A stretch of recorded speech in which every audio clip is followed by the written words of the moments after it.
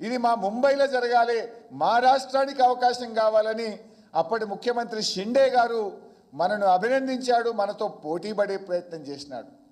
అంటే ఇంత మంచి పని జరిగితే కేవలం గత ప్రభుత్వ పనులు కొనసాగద్దని, గత ప్రభుత్వానికి మంచి పేరు రావద్దని కేటీఆర్ గారు అడుగడుగునా నిలదీస్తున్నారని నువ్వు అక్రమంగా కేసు పెట్టే ప్రయత్నం చేస్తూ ఉన్నావు. ఈ సందర్భంగా ఒక అమెరికన్ రైటర్ అండ్ ఫిలాసఫర్ ఒక మాట అన్నాడు.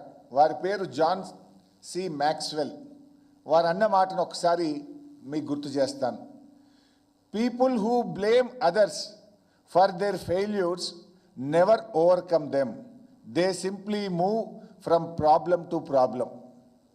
ఎవరైతే తమ ఫెయిల్యూర్స్ను వేరే వారిని బదనాం చేస్తారో వారు ఎప్పటికీ ఆ ఫెయిల్యూర్ నుంచి బయటపడలేరు. సమస్యల నుంచి బయటపడలేక ఒక సమస్య నుంచి మరొక సమస్య సృష్టిస్తూ ఉంటారు. అట్లా కాలం వెళ్ళబుచ్చుతారు. ఇది కరెక్ట్గా రేవంత్ రెడ్డికి సూట్ అవుతుంది. ఇది రేవంత్ రెడ్డికి సూట్ అవుతుంది. తన ఏడాది పాలనకు ఇది అతికినట్లు సరిపోతుంది.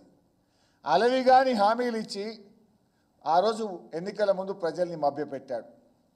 ముఖ్యమంత్రి అయితే అయిండు కానీ ఆ హామీలు ఎట్లా అమలు చేయాలో అని ఆయనకు అర్థం కాక తలబట్టుకొని ఇగో ఈ రకమైన జిమ్మిక్స్ చేస్తూ ఉన్నారు.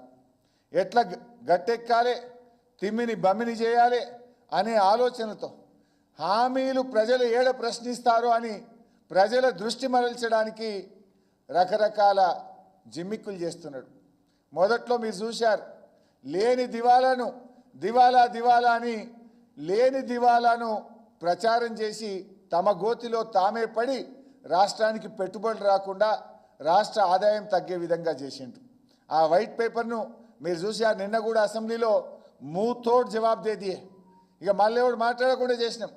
అది 6,71,000 కోట్లు కాదు, 4,17,000 అని శాసనసభ సాక్షిగా ముఖ్యమంత్రిని ఆర్థిక మంత్రిని కూర్చోబెట్టి వాళ్ళను నోరు మూయించడం.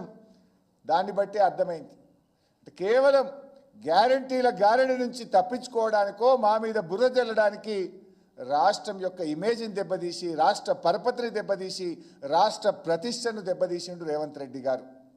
మార్పు అని అధికారంలోకి వచ్చారు. ఏడాది కాలంలో ఏం మార్పు వచ్చింది? Change is inevitable, growth is optional అని ఓ తత్వవేత్త అన్నాడు. కాంగ్రెస్ చేతికి అధికార మార్పిడి తప్ప ప్రజల జీవితాల్లో ఏం మార్పు రాలే. ఈ ప్రభుత్వం మీద గట్టిగా మాట్లాడితే చాలు కేసులు, ఇచ్చిన హామీలు ఏమైనాయి అని అడిగితే అరెస్టులు, రోడ్డెక్కి శాంతియుతంగా నిరసన చేసిన నిర్బంధాలు. ఏం చేసిండు మా కేటీఆర్ గారు? నీ అవినీతి బండారాన్ని సిస్టమేటిక్గా బయటపెట్టిండు. నీ స్కాములు, నీ స్కీములు అన్ని ఆధారాలతో సహా ఎప్పటికప్పుడు ప్రజల ముందు ఉంచిండు. నీతో సహా నీ బ్రదర్సు, నీ అల్లుడు, నీ బామ్మర్ది బాగోతాలను బయటపెట్టి నీకు నిద్రపోకుండా చేసిండు. ప్రజల భవిష్యత్తు గురించి కాదు, నీవు చెప్పే 4th సిటీ నీ 4 బ్రదర్స్ కోసం అని చెప్పి ప్రజలకు అర్థమయ్యేలా వివరించిండు.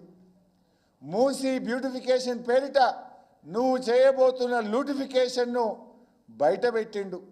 ఇవన్నీ చేసిండు కాబట్టే నీకు వశపడక ఏదో ఒక కేసు పెట్టాలని, ఎట్లన్నా కేటీఆర్ను జైల్లో వేయాలని గత కొద్ది రోజులుగా నువ్వు కుట్రకు తెరలేపినవు.